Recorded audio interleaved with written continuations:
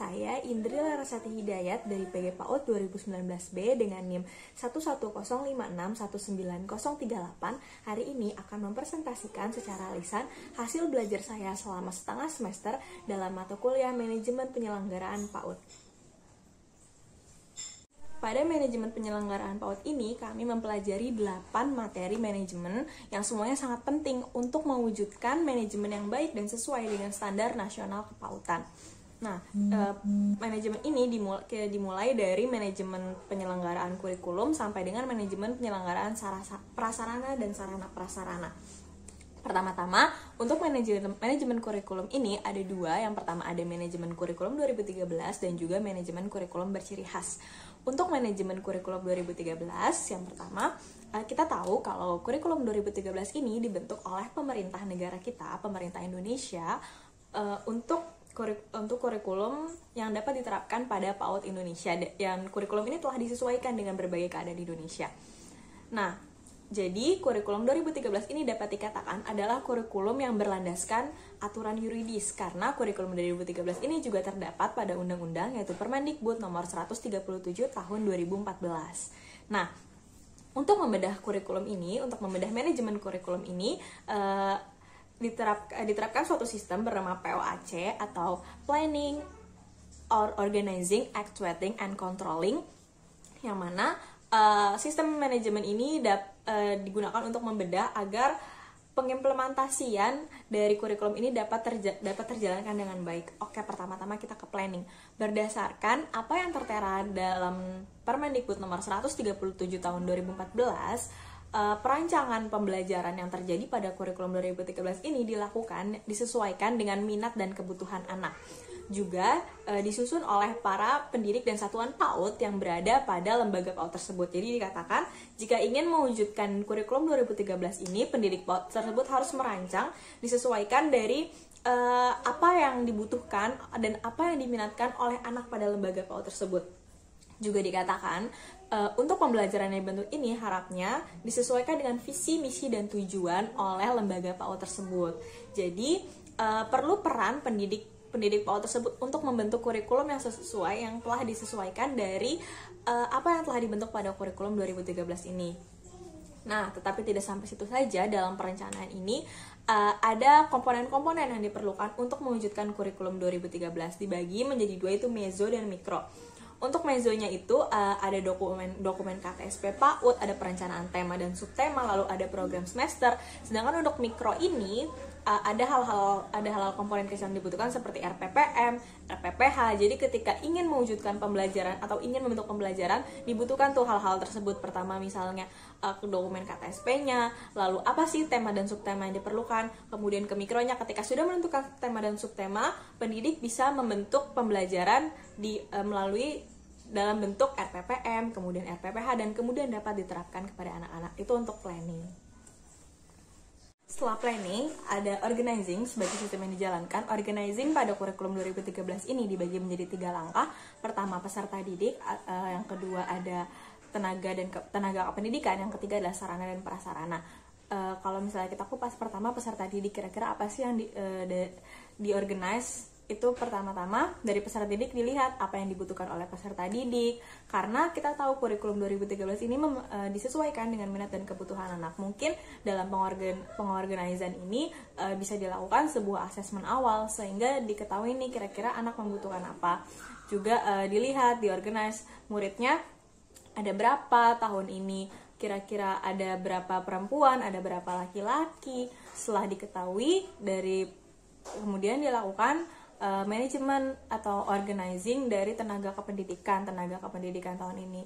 Kira-kira ada berapa, kalau dari jumlah murid, kira-kira berapa rasio yang sesuai untuk tiap kelasnya dari tenaga kependidikan yang ada, ataukah apakah tenaga kependidikan tahun ini lebih dibutuhkan lagi. Lalu setelah itu disesuaikan dengan sarana, dan yang langkah ketiga atau langkah terakhir adalah pengorganisan dari sarana dan prasarana. Oh, tahun ini muridnya segini, oh tahun ini pendidikan segini, berarti tahun ini kita membutuhkan sekian bangku, sekian meja, sekian spidol, sekian ruang kelas. Nah, jadi seperti itu yang kira-kira dapat diorganize pada tahap pengorganizing. Dan setelah di planning, organizing, yang ketiga ada actuating. Actuating ini mewujudkan dari apa yang sudah dibentuk, dari apa yang sudah direncanakan. Di kurikulum 2013 ini tahap actuating dibagi, pembelajaran ini kita tahu dibagi menjadi 3. Yang pertama itu ada kegiatan inti, kegiatan membuka, kegiatan inti, kemudian kegiatan penutup, di mana pada actuating ini diperhatikan kira-kira bagaimana sih pembelajaran sudah dibentuk, lalu sudah diorganize ruang kelas sedemikian rupa, lalu rasio guru. Nah, kira-kira bagaimana pembelajaran yang dilakukan yang dapat sesuai. Lalu selama pembelajaran, selama actuating ini dilihat dan dibimbing, oh jadi seperti ini pembelajaran sesuai, jadi kita harus melakukannya seperti ini. Setelah di actuating, tentu saja yang terakhir adalah controlling. Setelah direncanakan, dibentuk, dan juga dilakukan, tentu kita harus dikontrol apakah pembelajaran ini tuh selama setahun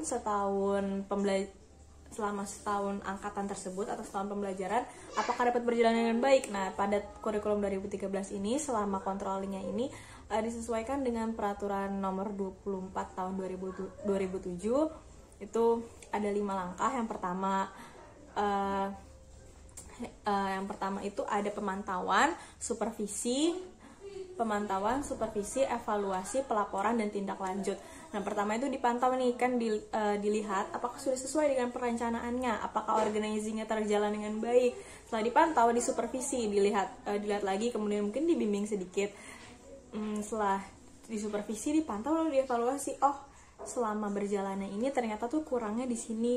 Oh, ternyata tuh kita sebaiknya melakukan ini agar lebih sesuai dengan pembelajaran anak. Setelah ditemukan titik-titik yang harus dievaluasi, kemudian dilakukan sebuah pelaporan agar evaluasi tersebut dapat berguna sehingga dapat diperbaiki untuk pembelajaran tahun berikutnya. Dan tentu saja setelah dilakukan pelaporan adalah tindak lanjut dari evaluasi dan juga pelaporan tersebut. Nah, segitu kiranya POAC atau manajemen kurikulum 2013 yang dapat diimplementasikan, atau tahap-tahap yang harus diperhatikan dalam pengimplementasian manajemen kurikulum 2013 pada suatu lembaga PAUD. Setelah kurikulum 2013, berikutnya adalah kurikulum berciri khas. Nah, apa sih kurikulum berciri khas ini? Kurikulum berciri khas adalah kurikulum dengan landasan teoritis seperti ada kurikulum Montessori, kurikulum Reggio Emilia, dan juga kurikulum kreatif kurikulum atau kurikulum kreatif. Tapi kita lebih mengenal sebagai kreatif kurikulum ya. Nah, pada kesempatan kali ini saya akan membedah dengan teknik manajemen POAC juga, sama seperti kurikulum 2013, terkhususnya untuk kurikulum kreatif atau kreatif kurikulum. Nah, pertama itu di planning. Nah, kalau di kreatif kurikulum ini, sistem yang terbentuk atau landasan yang terdapat adalah 5 prinsip perkembangan yang menjadi landasan bagi penggerak kurikulum tersebut. Jadi untuk planning adalah dibutuhkan pembentukan pembelajaran yang disesuaikan dengan 5 prinsip tersebut, sehingga pembelajaran yang terjadi itu sesuai dengan tujuan dari terbentuknya kurikulum yang ada. Setelah planning adalah organizing. Nah, organizing ini jadi dibutuhkan pendidik itu ketika ingin mengimplementasikan kreatif kurikulum ini adalah membentuk suatu lingkungan atau dari materinya, dari sarana dan prasarananya, semuanya itu diharapkan dapat terbentuknya suatu ruang kelas yang membuat anak dapat bereksplorasi aktif. Karena kreatif kurikulum ini kan di akhirnya atau produk akhirnya di mana diharapkan anak ini dapat menghasilkan sebuah produk akhir. Anak dapat bereksplorasi secara aktif. Anak nggak cuma hanya menjadi penerima, tetapi anak juga menjadi pelaku. Jadi diharapkan organisasi yang terbentuk dari ruang kelas, tata ruang kelas, juga tata pembagian rasio anak dengan guru, itu diharapkan anak itu dapat menjadi sebuah pemeran aktif gitu untuk organizingnya. Kemudian setelah organizing, POA adalah actuating, pembentukan dari lingkungannya. Setelah diorganize dari misalnya dari bangku yang seperti bagaimana bentuk ruang kelasnya, bagaimana rasio pendidik dan anak, itu untuk actuatingnya juga diharapkan dibentuk lingkungan yang anak-anaknya itu dapat berperan secara aktif, di mana lingkungannya itu lingkungan kreatif yang mana anak dapat menyuarakan hasil dari pemikirannya. Jadi dia juga menjadi sebuah individu yang berani untuk bereksplorasi, untuk berpendapat, untuk menggali dirinya secara lebih dalam, itu untuk actuating. Dan yang terakhir controllingnya ini untuk pada kreatif kurikulum, ketika pelaksanaan apakah ini terlaksana dengan baik itu diatur berdasarkan asesmen yang juga dibentuk secara khusus nih untuk kreatif kurikulum. Jadi ketika berjalannya kreatif kurikulum ini dilihat apakah benar, apakah apa yang telah dilaksanakan ini bisa terus berjalan dengan baik, itu dikontrol secara asesmen, karena asesmennya ini juga menuntut bagaimana seorang anak itu tuh dapat terlibat secara aktif dalam pembelajaran, dan juga asesmennya menuntut sebuah produk akhir, karena pada kreatif kurikulum ini kan akhirnya itu seperti produk akhir, kayak misalnya mereka belajar tentang sepatu, ntar di akhir mereka bersama-sama loh kita membuat sepatu, atau mereka membuat produk seperti bazar, yang kemudian di bazar itu dijual kreativitas atau karya-karya anak. Nah, jadi pada controlling ini adalah asesmen yang juga menuntut agar segala-gala yang telah direncanakan itu dapat terus berjalan dengan baik pada kreatif kurikulum ini. Nah, untuk materi yang ketiga adalah manajemen pendidik dan tenaga kependidikan. Ini adalah manajemen yang mengatur bagaimana SDM pendidik dan tenaga kependidikan sebaiknya dilaksanakan. Nah, apa sih pendidik dan tenaga kependidikan itu masuknya ke dalam golongan apa? Hal ini disebutkan dan diatur pada Undang-Undang Dasar Nomor 20 Tahun 2003 Pasal 39 yang menyebutkan bahwa pendidik dan tenaga kependidikan adalah seorang individu yang mengabdi dan diangkat untuk menjadi penopang terlaksananya pendidikan bangsa ini. Jadi bisa kita simpulkan ya, kalau pendidikan tenaga kependidikan ini adalah suatu individu yang sangat penting dalam keberlangsungan pendidik di dalam bangsa kita ini.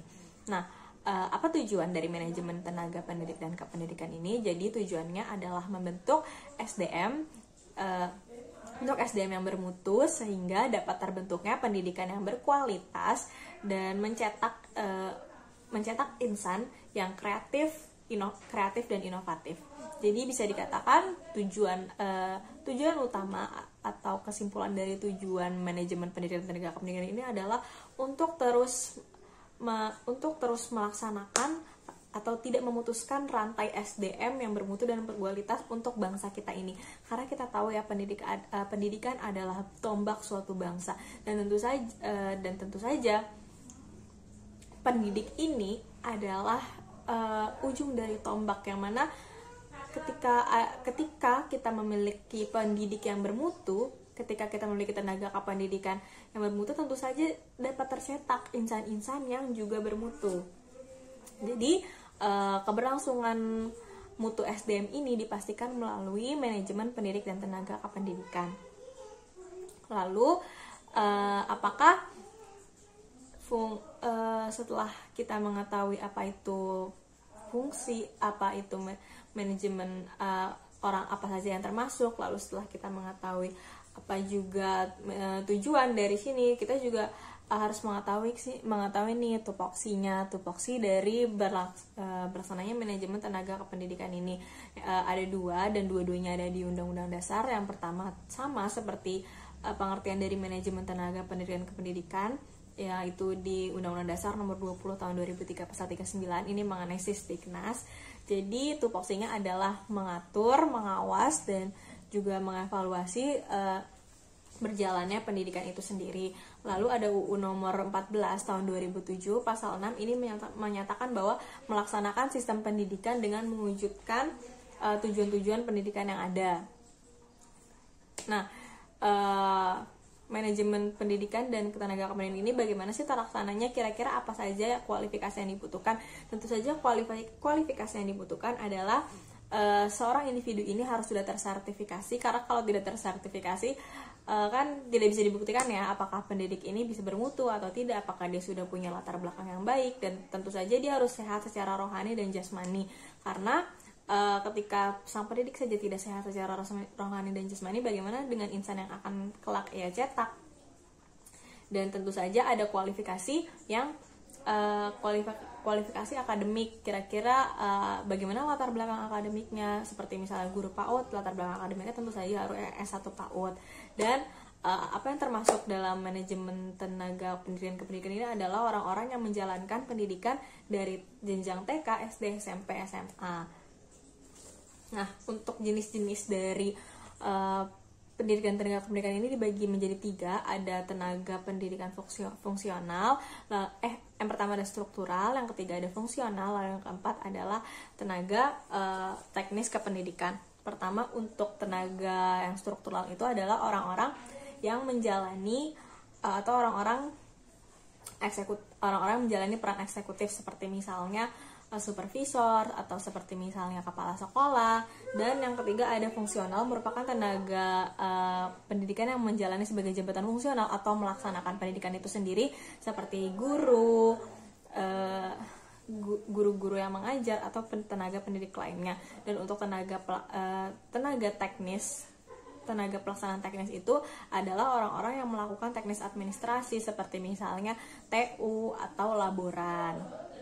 Nah, itu tadi yang merupakan jadi tenaga pendidikan ini juga dibagi juga loh tadi menjadi 3 jenis tenaga pendidik.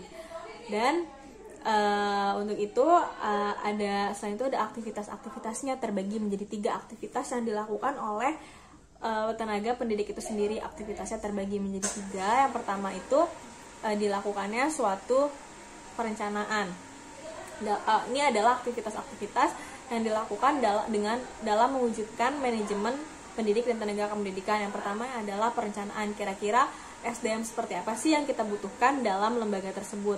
Jadi ketika lembaga tersebut misalnya ingin membuka suatu lowongan kerja atau apa, mereka melakukan perencanaan, kira-kira SDM bagaimana yang sesuai, bisa dari latar belakang pendidikannya atau disesuaikan dengan landasan yuridis yang ada. Kemudian setelah dilakukan perencanaan, mereka akan melakukan seleksi itu kayak seperti wawancara atau seleksi berkas, apakah sesuai dengan perencanaan SDM yang telah sebelumnya dilaksanakan. Dan yang terakhir adalah pengawasan dari misalnya individu tersebut sudah terpilih, lalu dilihat apakah kontribusinya juga sama, apakah kontribusinya juga sesuai dengan apa yang telah dikatakan, dengan apa yang telah ia punya. Jadi bisa dibilang ketika individu ini sudah terpilih, tetap diawasi apakah manajemen, yang ketiga adalah manajemen kinerja namanya ya, apakah manajemen kinerjanya ini tuh tetap bagus, jadi tetap dikontrol gitu kinerjanya selama ia telah terpilih.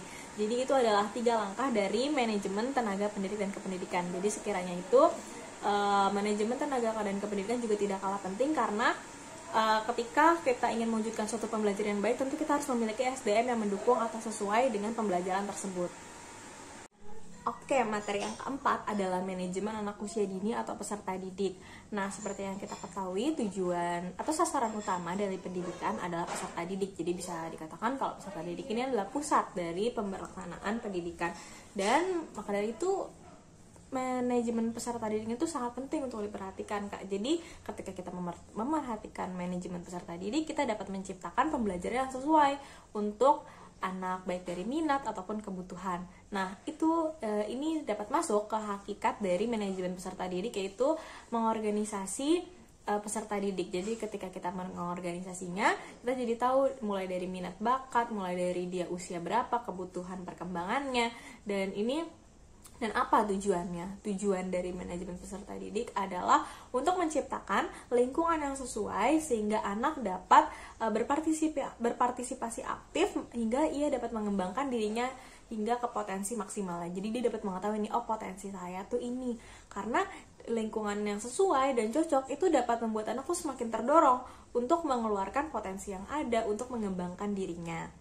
Nah, kalau di manajemen peserta didik ini ada 6 komponen atau 6 langkah dalam pemberlakuan. Yang pertama itu adalah penerimaan siswa baru. Jadi ketika penerimaan siswa baru itu adalah langkah awal dari pengorganisasian peserta didik, karena ketika penerimaan kita mendata nih kira-kira siswa mana saja yang diterima, siapa namanya, dia rumahnya di mana. Lalu ketika sudah diterima siswa barunya, sudah dilengkapkan datanya, berikutnya manajemen yang berikutnya adalah melalui asesmen awal. Apa fungsi dari asesmen awal ini? Jadi ketika kita melakukan asesmen awal, kita mengetahui selain tadi latar belakang misalnya data pribadi, kita mengetahui secara lebih dalam mengenai perkembangan anaknya itu sudah sampai mana. Selain tadi misalnya dia ketika masuk dia berada di usia 4, tapi kan kita juga belum tahu kira-kira perkembangan yang selama ini, stimulasi yang telah diberikan oleh orang tuanya apakah sudah maksimal atau belum. Nah, ini fungsi dari asesmen awal, sehingga kita tahu apa yang dibutuhkan anak untuk agar dia tuh dapat mengembangkan potensi dirinya. Ini asesmen awal ini juga salah satu jadi komponen yang penting dalam pemberlaksanaan manajemen peserta didik. Setelah melakukan asesmen awal, yang dilakukan adalah pemetaan. Jadi pemetaan ketika sudah dilakukan, diterima dan di asesmen setiap murid individu seperti ini, lalu dilakukan pemetaan berdasarkan data yang ada. Kira-kira siswa yang ini sesuai dengan yang mana, atau enggak siswa yang ini itu bisa masuk mana, dan ini berlanjut ke langkah berikutnya, yaitu penempatan. Setelah dilakukan pemetaan, tentu saja jadi siswa yang ini setelah dilakukan pemetaan otomatis kita akan mendapatkan data nih kira-kira yang mana yang sesuai. Jadi dilakukan penempatan, siswa yang ini masuk ke kelas A, siswa ini masuk ke kelas B. Lah, pemetaan adalah pengembangan siswa, karena setelah penempatan adalah pengembangan siswa. Setelah siswa ditempatkan, tentu saja kita harus ada aksinya adalah pengembangan siswa. Jadi siswa ini karena dia sudah kira-kira ditempatkan dalam lingkungan yang sesuai, itu di dalam lingkungan tersebut kita melakukan optimalisasi agar si peserta didik ini tuh dapat mengembangkan dirinya, dilakukan dengan pengembangan. Jadi pengembangan ini diwujudkan melalui pembelajaran, melalui perencanaan pembelajaran. Bagaimana kira-kira kita bisa memanajemen agar pengembangan itu dapat terjadi melalui pembelajaran yang sebelumnya dirancang.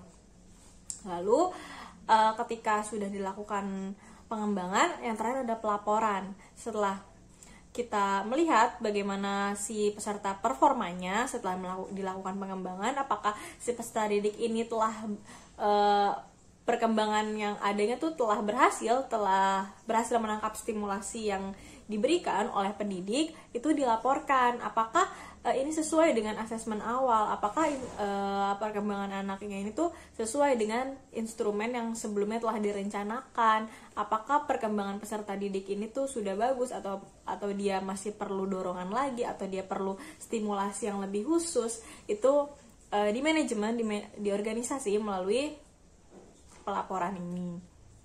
Itu adalah langkah-langkah dari manajemen peserta didik.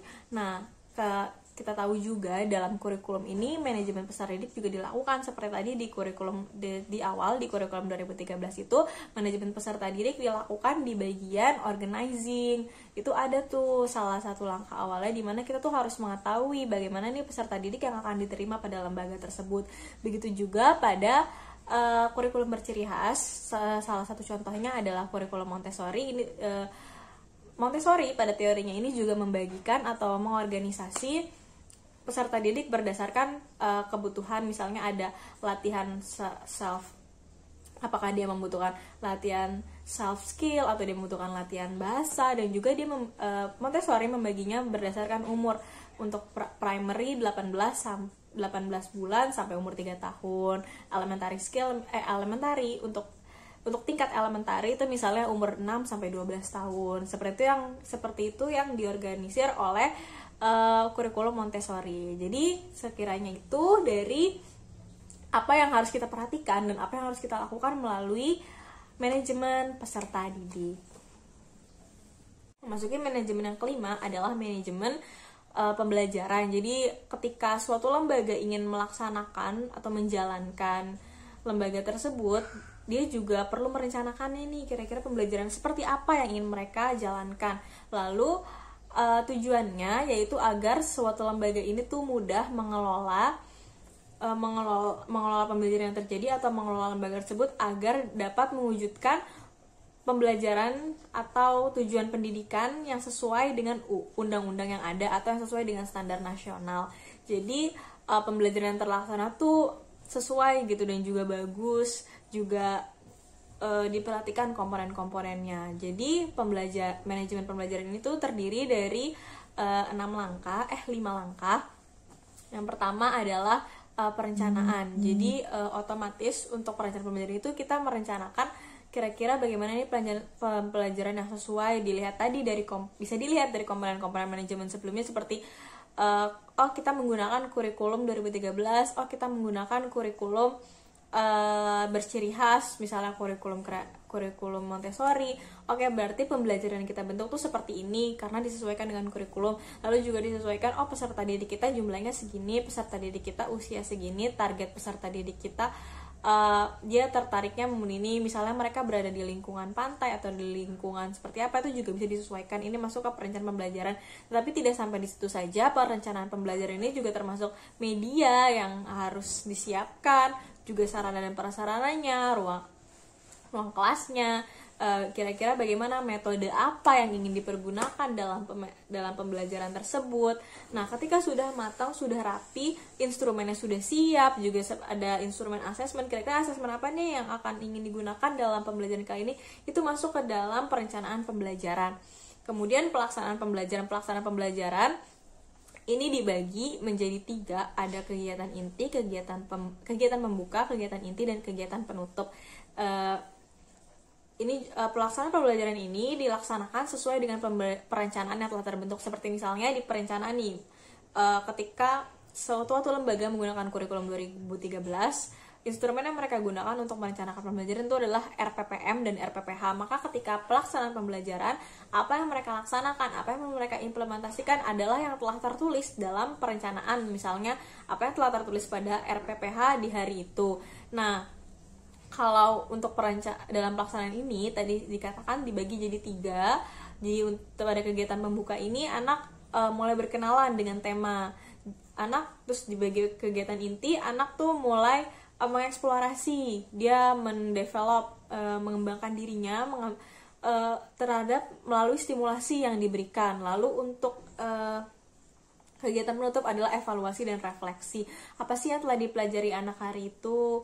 Nah, kalau misalnya kita perhatikan dari 3 itu sangat terstruktur. Ketika seorang pendidik mengimplementasikan sistem tersebut, 3 sistem ini, pembelajaran tadi itu sangat terstruktur. Pertama, anak masuk berdoa, itu masuk kegiatan pembuka, lalu masuk kegiatan inti. Di kegiatan inti, anak mulai belajar, anak mengenal, anak terlibat langsung. Di kegiatan penutup, anak mengingat kembali apa sih yang sudah dipelajarinya. Itu benar-benar dikatakan kalau pembelajaran itu sangat terstruktur, juga jadi lebih mudah gitu untuk mengelola pembelajaran yang terjadi.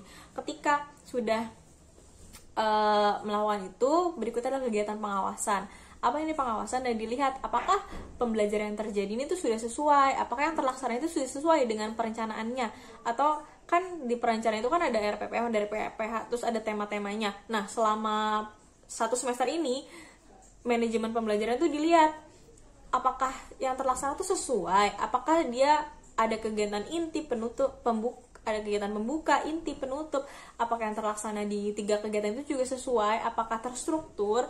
Nah, itu adalah fungsi dari pengawasan. Jadi bisa dipastikan gitu kalau apa yang terjadi di lembaga TK tersebut tuh benar-benar real, benar-benar nyata, dan benar-benar sesuai.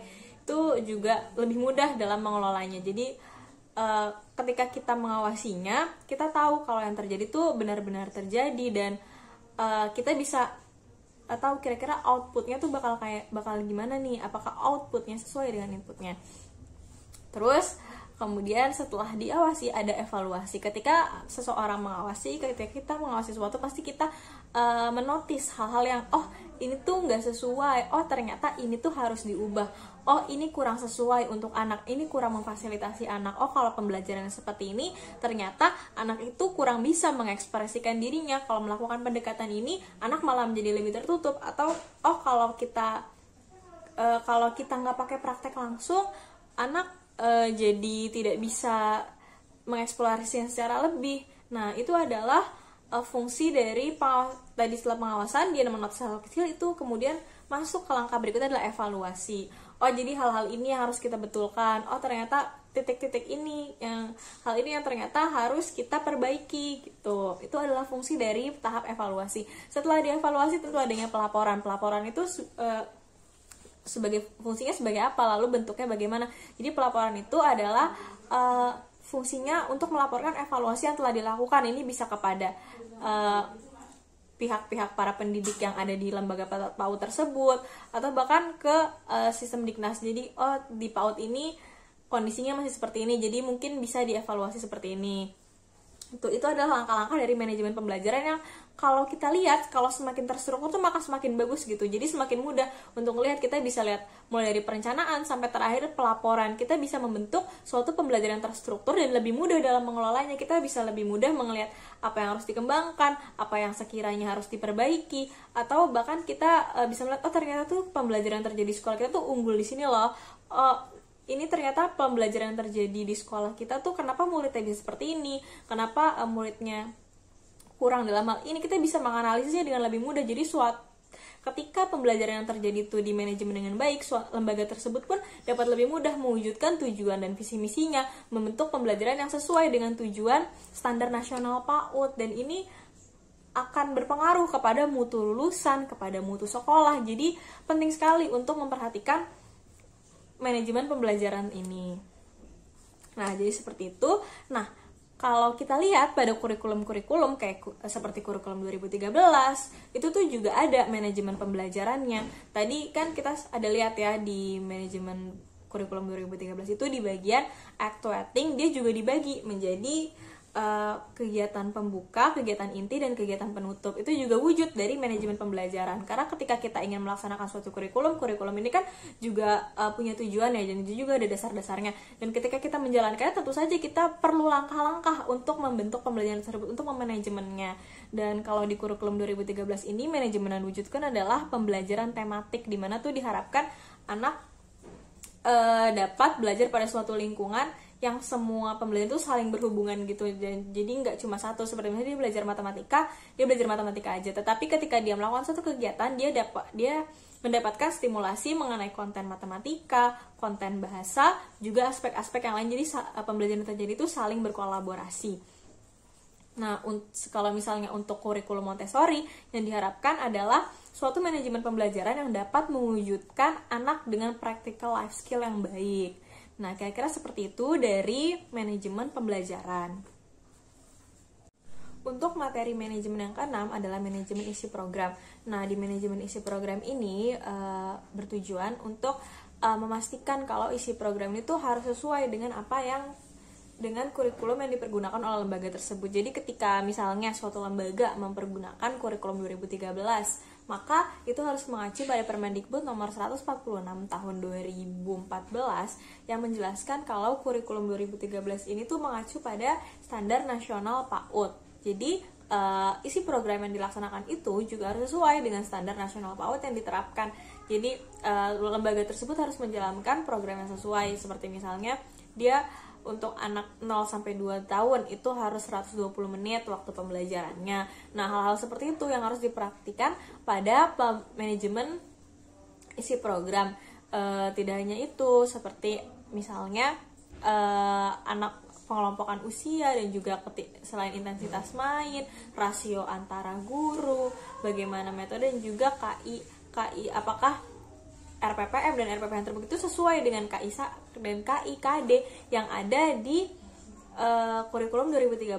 Begitu juga dengan kurikulum berciri khas, misalnya lembaga tersebut menggunakan kurikulum Montessori, berarti rasionya, terus juga pengelompokan usianya, dan juga intensitas waktu mainnya, bagaimana kita menggunakan metode pembelajarannya, terus ketika pembelajaran berlangsung nih antara guru dan anak itu tuh bagaimana interaksinya tuh disesuaikan dengan kurikulumnya. Jadi selama pembelajaran berlangsung, isi program itu tuh harus di manajemen juga, apakah sesuai, apakah ini bagus. Jadi ketika isi programnya itu dapat disesuaikan dengan misalnya dengan perencanaan pembelajaran, dengan pembelajaran yang ada, dengan juga murid yang dengan anak-anak muridnya itu, apakah isi programnya itu benar-benar bermutu, apakah bisa disesuaikan. Jadi ketika isi programnya tuh sesuai, maka apa tujuan dari lembaga tersebut pun juga dapat dikelola dengan baik gitu. Karena isi program tuh penting, apa yang dilakukan oleh pembelajaran, proses pembelajaran itu juga mengacu pada isi program ini. Jadi manajemen isi program itu gak kalah penting. Jadi itu sekiranya yang harus kita perhatikan dari manajemen isi program. Kira-kira intensitas main anak itu tuh berapa, dan juga rasio antara pendidik dan anak dan peserta didiknya juga berapa kira-kira dalam setiap kelas itu anak-anaknya tuh ada berapa, dan isi programnya tuh temanya pada tahun ini kira-kira mau ada berapa tema, lalu pada tema ini akan diterapkan berapa minggu, lalu ketika tema ini diterapkan apa saja yang akan dilakukan, apakah ada proyek akhir. Itu semua adalah isi program yang disesuaikan dengan kurikulum yang akan digunakan oleh lembaga tersebut. Jadi kalau misalnya isi program itu nggak di manajemen, maka pembelajaran terjadi pun akan berantakan gitu dan nggak sesuai, dan jadi itu akan menghambat lembaga tersebut untuk mencapai tujuan yang telah dibentuk. Oke, masuk ke materi 7 yaitu manajemen proses pembelajaran. Setelah tadi kita ada manajemen isi program, mungkin lebih ke isi ya. Nah, kalau sekarang tuh kira-kira apa aja sih yang harus diperhatikan dalam proses pembelajarannya? Nah, pertama tuh ada landasan yuridisnya yaitu nomor 22 tahun 2016, di mana diharapkan dapat tercipta lingkungan yang inspiratif, aktif, menenangkan, juga memotivasi anak untuk berpartisipasi aktif, serta menyediakan ruang bagi anak untuk mengembangkan potensinya. Kalau dilihat dari kalimatnya tuh kata kuncinya adalah kira-kira tuh dapat disediakan sebuah pembelajaran atau proses pembelajaran yang dapat membuat anak untuk berani mengembangkan potensinya atau bahkan menjadi potensinya. Kayak misalnya pembelajaran tuh dapat membuat anak mengeksplorasi aktif terhadap suatu komponen atau suatu benda atau suatu materi. Dia jadi tahu, oh ternyata tuh materinya seperti ini, oh ternyata aku suka loh menggambar, ternyata aku ini lebih suka berbicara, atau aku suka melakukan eksperimen, aku suka mencari tahu. Nah, kira-kira seperti itu tuh lingkungan yang harus diwujudkan dalam proses pembelajaran. Nah, pedoman utama dalam proses pembelajaran tentu saja adalah balik lagi ke kurikulum. Kurikulum ini bisa dibilang sebagai landasan dasar nih dalam melaksanakan sebuah pembelajaran. Jadi penting banget ketika kita membentuk ketika kita merencanakan pembelajaran di awal, menimbang isi program sampai kita melakukan manajemen proses pembelajaran, tentu kurikulum adalah selalu menjadi tujuan atau acuan utama kita sebagai landasan dasar yang fundamental. Lalu untuk itu ketika kita ingin melakukan pembelajaran itu ada silabus yang harus kita perhatikan. Nah, silabus ini tuh terdiri dari banyak banget komponen, beberapa diantaranya ada identitas, standar kompetensi, sumber belajar, alokasi waktu. Kira-kira berapa nih alokasi waktu yang dibutuhkan dalam setiap pembelajaran. Terus juga ada indikator pembelajaran. Kita tuh harus tahu kan, ketika kita membentuk suatu pembelajaran, kita harus tahu apa tujuannya. Kan sudah dibentuk asesmen, tapi dalam pembentukan asesmen itu pasti ada indikator pembelajaran yang kita buat agar tujuan pembelajaran itu dapat tercapai kan. Misalnya tujuan pembelajarannya adalah mengenalkan anak mengenai konsep angka, atau mengenalkan anak pada konsep berurutan, mengenalkan anak untuk mengklasifikasi sesuatu, misalnya pembelajaran matematika, itu kan tujuannya ya. Dan berarti kita harus mengidentifikasi indikatornya. Anak dapat berhitung, anak dapat mengenali pola yang ada, misalnya seperti itu. Lalu dalam proses pembelajaran itu kan ada tahapannya, dan tahapan ini sudah berkali-kali dibahas juga dalam manajemen yang lain, yaitu tahapan pembelajaran yang selalu digunakan yang paling penting tentu saja ada kegiatan pembuka, kegiatan inti, dan kegiatan penutup. Ini adalah tahapan-tahapan yang selalu yang banyak digunakan, karena memang paling penting ketika di kegiatan inti, ketika 3 tahapan ini diimplementasikan pada suatu proses pembelajaran, itu tuh pembelajaran tercipta jadi benar-benar terstruktur. Ketika kegiatan pembuka itu tuh anak disambut, dia merasa tersambut, dia jadi merasa bersemangat untuk belajar, ditanyakan bagaimana kabarnya, lalu diberikan stimulasi agar anak itu semangat untuk pembelajaran hari itu. Lalu di kegiatan inti baru dia dikenalkan, lalu dia dilibatkan secara langsung, dia bersemangat, sampai akhirnya ke kegiatan penutup di mana dievaluasi lagi apa sih pembelajaran yang dapat, jadi pembelajaran itu lebih bermakna.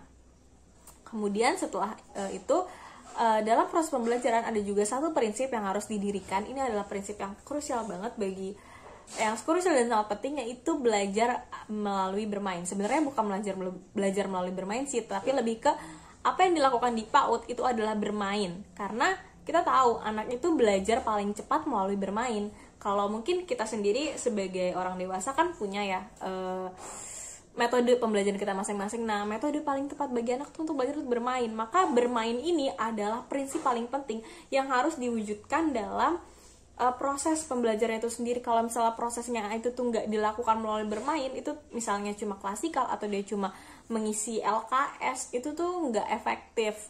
Maka dalam proses pembelajaran, aspek yang harus diperhatikan adalah semua kegiatan yang dilakukan adalah kegiatan bermain, baik itu praktek bermain seperti misalnya dia bermain peran atau dia belajar bermain menanam. Itu tuh penting banget untuk diaplikasikan. Jadi gitu sekiranya yang harus diperhatikan dalam proses pembelajaran, karena tadi kita kan udah ada manajemen pembelajaran, manajemen isi program. Ini prosesnya tuh juga harus di manajemen. Soalnya kalau prosesnya aja nggak di manajemen, itu karena tadi ketika kita merencanakan di proses perencanaan pembelajaran kan ada ya pengawasannya. Itu tuh diawasi kira-kira terjadi atau enggak. Nah, manajemen proses pembelajaran itu tuh membantu menciptakan atau mewujudkan apa yang telah direncanakan di pembelajaran di awal, apa yang telah dibentuk di manajemen kurikulum juga. Jadi proses pembelajaran ini tuh harus di manajemen dengan baik. Soalnya kalau tidak, tujuan yang tadi sudah dibentuk itu tuh bisa jadi kacau. Jadi ini bisa dibilang kunci dari pengelolaannya. Tuh sekian dari manajemen proses pembelajaran. Yang terakhir yaitu manajemen sarana dan prasarana. Ini juga gak kalah penting, dan kalau kita gali dulu sedikit, apa sih prasarana dan prasarana? Prasarana dan sarana adalah segala sesuatu yang memfasilitasi pembelajaran dalam lembaga PAUD tersebut. Misalnya media atau alat playground atau bahkan bangunan itu sendiri, kursi, bangku, semuanya. Nah, tujuannya tuh apa sih dari sarana dan prasarana ini? Yaitu membantu melayani semua warga yang ada di lembaga PAUD tersebut, juga membantu anak untuk mengoptimalkan perkembangannya, juga membantu guru untuk menyampaikan pembelajaran yang terjadi. Karena kan kita kalau belajar itu PAUD sering banget ya pakai media, entah itu media pembelajaran atau media-media perintilan kecil seperti gunting atau sekop, itu juga termasuk dari sarana dan prasarana. Nah, sarana dan prasarana ini dia tuh juga ada nah, kalau sebenarnya manfaatnya tuh sama sih kayak tujuannya, manfaatnya tuh sedikit mirip, yaitu memfasilitasi pembelajaran agar pembelajaran terjadi tuh aman dan nyaman. Maka, kalau pembelajaran yang terfasilitasi itu harus aman dan nyaman, berarti kita harus memilih sarana dan prasarana yang tepat dong. Tentu saja, makanya ini terciptalah sebuah manajemen sarana dan prasarana agar setiap fasilitas yang terpilih itu tuh tepat. Jadi dalam pemilihannya itu ada prosedurnya, prosedur manajemen sarana dan prasarana ada 7. Yang pertama ada pemilihan, pengadaan, inventarisasi, penataan, penggunaan, pemeliharaan, kemudian ada yang terakhir adalah penghapusan. Oke, yang pertama itu kita bahas satu persatu ya dari prosedurnya ini. Jadi dari prosedur yang pertama adalah pemilihan. Nah, ketika pengadaan pemilihan itu tentu saja kita harus melihat dari sisi kualitas dan kuantitas. Jadi kita lihat kualitasnya ini seberapa, lalu kuantitasnya seberapa yang kira-kira sesuai dan tepat untuk lembaga yang kita butuhkan. Oh iya, dalam pemilihan ini, dalam prosedur manajemen sarana dan prasarana, setiap lembaga atau setiap TK ini memiliki persyaratannya, tapi persyaratan yang terbentuk itu berbeda antara tiap jenis lembaga. Seperti misalnya jenis lembaga RA dan jenis lembaga TK itu berbeda persyaratan dari sarana dan prasarana yang harus dipenuhi. Karena kita tahu dari RA dan TK ini sendiri pasti ada perbedaan kebutuhan sarana dan prasarana. Seperti misalnya di RA itu dia pasti lebih membutuhkan banyak sarana dan prasarana keagamaan, misalnya Al-Quran atau meja untuk membaca Al-Quran atau peralatan agama lain, atau bahkan sampai seragamnya pun dia membutuhkan perbedaan yang cukup signifikan. Jadi persyaratan yang terbentuk pun berbeda. Oke, kita kembali ke prosedur. Prosedur yang pertama itu ada tadi pemilihan. Jadi harus dipilih dan dipertimbangkan berdasarkan kebutuhan lembaga tersebut. Tetapi juga tidak berdasarkan kebutuhan saja, tetapi juga berdasarkan kualitas dari barang tersebut. Jadi harus sesuai dengan anak, apakah sesuai dengan perkembangan anak, kira-kira saat pembelajaran nanti apakah dia keamanannya sesuai, dan pasti disarankan yang bahannya itu sesuai, atau bahan atau material dari sarana dan prasarana ini sesuai. Seperti seperti gunting misalnya, itu pasti dipilihnya material yang dari plastik, atau gelas, piring juga dipilihnya tuh yang aman untuk anak. Dan untuk pengadaan ini menganalisis kebutuhan. Tadi kan mungkin itu untuk pemilihan itu lebih ke kualitas dan penyesuaian kepada anak. Nah, untuk pengadaan ini kebutuhannya apa sih yang juga sesuai untuk lembaga PAUD ini? Apakah pada tahun ini misalnya dianalisis ada berapa murid, mereka usia berapa saja. Nah, pengadaan dari sarana dan prasarana itu disesuaikan dengan kebutuhan lembaga PAUD tersebut. Lalu tahap ketiga adalah inventarisasi. Ketika sudah dipilih dan sudah diseleksi, itu kita harus catat nih, dari lembaga tersebut tuh harus menginventaris dengan rapi. Karena kalau misalnya nggak rapi gitu, nggak diinventaris secara rapi, pasti nanti kalau ada yang rusak atau ada apa tuh jadi karena nggak ada data. Jadi suatu lembaga tuh butuh gitu data inventarisnya. Kalau nggak didukung oleh data inventaris tersebut, itu bisa menimbulkan banyak kekacauan, baik di kekacauan administrasi atau untuk kebutuhan lembaga PAUD tersendiri. Karena kalau udah diinventaris itu tuh jadi bisa menganalisis gitu. Tahun ini, kira-kira tahun ini tuh kita beli ini aja, tahun ini terus setelah dievaluasi, ternyata tuh yang ini nggak terlalu butuh atau apa gitu. Jadi inventaris itu tuh penting banget untuk mencatat apa yang ada aja. Dan kalau misalnya kita misalnya memantau nih ada apa aja di kita, nanti kita juga bisa ingat, ternyata kita ada ini. Terus kalau ada yang rusak, kita tinggal tandain. Jadi inventaris itu sangat penting untuk dilakukan. Lalu setelah ada inventarisasi, ada penataan. Penataan itu juga penting karena kita tahu lingkungan anak adalah hal yang paling berpengaruh nih dalam pembelajaran. Bagaimana anak bisa mengeksplorasi, bagaimana anak bisa mengekspresikan dirinya, bagaimana ia mau berpartisipasi aktif, itu juga dipengaruhi oleh lingkungan ini. Jadi penataan sarana dan prasarana itu juga penting, harus diperhatikan. Kira-kira bangku atau susunan duduk mana nih yang sesuai untuk anak kelas preschool, untuk anak TKA, anak TKB, bagaimana susunan bangku yang sesuai. Lalu sebaiknya playground itu diletakkan di mana ya, di halaman depan atau di halaman belakang. Lalu papan tulis itu ada di depan kelas saja atau cukup di depan kelas, atau dia butuh di depan dan belakang kelas. Hal-hal kecil seperti itu juga harus diperhatikan karena hal-hal itu pula yang akan memengaruhi konsentrasi anak ketika belajar nanti. Nah, setelah penataan adalah penggunaan. Penggunaan ini juga harus diperhatikan karena kan tadi kan ketika di awal sudah kita pilih, sudah kita sesuaikan dengan kebutuhan, lalu kita inventarisasi, juga kita tata. Nah, dan ketika penggunaan itu juga nggak boleh asal sembarangan. Penggunaannya itu juga harus diperhatikan, harus dirawat, harus digunakan dengan baik. Dan kita di sini juga mengajarkan anak-anak untuk mengembalikan sarana dan prasarana dengan baik. Misalnya habis suatu pembelajaran yang menggunakan sarana dari TK tersebut, itu harus diperhatikan nih, dikembalikan keraknya lagi. Jadi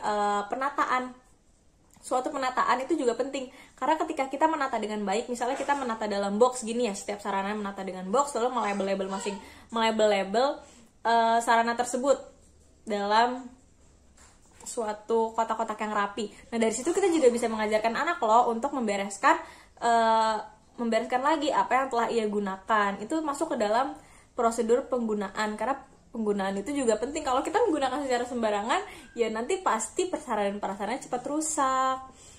Itu setelah penggunaan adalah kita masuk ke pemeliharaan atau perawatan.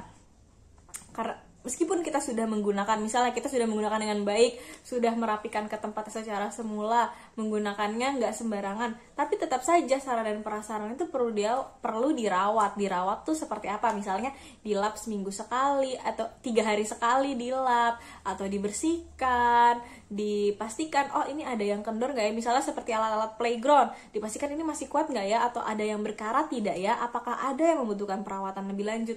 Bahkan sarana prasarana seperti pintu itu kan juga bisa diperhatikan, ini engselnya tuh masih ini enggak ya, masih licin, dia terbukanya masih mudah atau enggak ya, soalnya kan itu juga berpengaruh gitu kepada pembelajaran. Misalnya pintunya macet, itu kan anak-anak jadi susah mobilitasnya keluar dan masuk ke dalam kelas, itu juga harus diperhatikan dari pemeliharaan. Nah yang terakhir, penghapusan. Mungkin penghapusan memang penting ya, itu penting banget karena kita tahu barang itu nggak abadi, barang itu fana, jadi dia bisa rusak dan bisa mengalami sudah tidak layak pakai istilahnya. Nah, ketika suatu barang sudah masuk ke dalam fase tidak layak pakai, itu harus kita kembalikan atau harus kita buang ke tempatnya ke tempat sampah atau ke tempatnya yang sesuai, misalnya disumbangkan atau ke tempat yang memang menampung untuk barang-barang sudah tidak layak pakai untuk dibetulkan. Nah, misalnya seperti perosotan yang sudah banyak berkarat, itu kan berbahaya untuk anak. Atau misalnya seperti media-media yang sudah banyak rusak, atau seperti bangku yang sudah warnanya sudah usang atau bagaimana, itu itu harus kita hapuskan. Soalnya kalau misal tetap dipertahankan, apa efeknya, apa dampaknya? Akan berdampak kepada para penggunanya, ada pendidik, ada peserta didik, dan mungkin ada orang tua murid atau tenaga kependidikan lain. Ini akan sangat berpengaruh kepada para warga yang ada di lembaga tersebut, bisa mencelakai atau bahkan melukakan anak, karena anak ini kan kalau orang dewasa masih memperhatikan, oh ini berkarat, oh ini udah tidak baik nih untuk digunakan, jadi nggak usah pakai. Tapi kalau anak-anak selagi dia melihat benda itu, dia langsung pakai tuh, biasanya seperti itu, dia nggak seteliti orang dewasa karena dia belum tahu kan. Jadi itu bisa berdampak gitu pada anak. Maka melakukan penghapusan terhadap suatu prasarana yang sudah tidak layak pakai adalah suatu hal penting yang juga harus diperhatikan. Segitu sekiranya dari manajemen sarana dan prasarana. Sekian review atau testimoni dari mata kuliah manajemen penyelenggaraan PAUD. Ada 8, ini setengah dari materi yang telah kami pelajari, dan mungkin kesimpulan yang bisa kita ambil, setiap komponen manajemen ini penting dan saling berhubungan. Karena tadi misalnya ada hal yang saya bahas di bagian manajemen kurikulum, kemudian saya bahas lagi di bagian manajemen proses pembelajaran atau manajemen perencanaan pembelajaran. Jadi setiap manajemen ini saling terkonek, saling terhubung untuk saling menopang satu sama lain, sehingga suatu lembaga itu dapat mewujudkan tujuan dan visi misinya untuk menwujudkan tujuan pendidikan nasional atau menyesuaikan dengan standar nasional PAUD yang memang sudah terbentuk. Jadi tugas kita sebagai pendidik PAUD yang sudah mempelajari ini untuk mewujudkannya pada lapangan. Jadi ketika kita nanti terjun, kita tuh tahu apa sih komponen-komponen manajemen apa saja yang harus diperhatikan. Karena jika hal ini kita lewatkan, nanti akan terjadi banyak multifungsi, banyak terjadi malfungsi atau bahkan malpraktik ketika kita mengajar. Karena bagaimana apa yang mau kita sampaikan ke anak, bagaimana kita mewujudkan sesuatu, itu harus ada komponen-komponen pewujudnya, dan manajemen ini tuh yang mengatur agar komponen-komponen tersebut tuh dapat terstruktur dan dapat terkelola dengan baik. Sekian dari saya, mohon maaf jika ada salah-salah kata. Wassalamualaikum warahmatullahi wabarakatuh.